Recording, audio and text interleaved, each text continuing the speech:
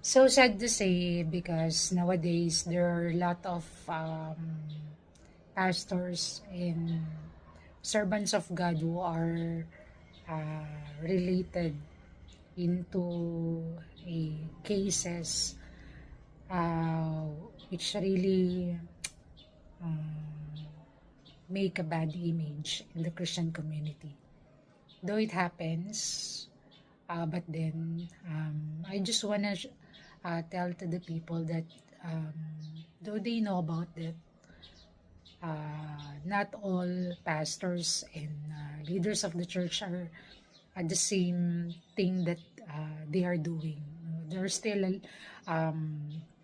servants of God who are have a genuine relation to the Lord and who are truly a follower of Jesus.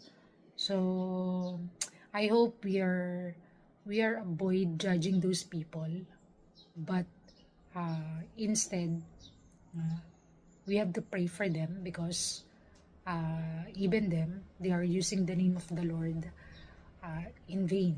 They are using the name of the Lord in in a selfish way, which is not glorifying God.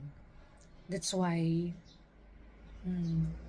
we need to remind ourselves, Christians, especially in the Christian community, that we are for Jesus. We live for God, and we need to be with Jesus.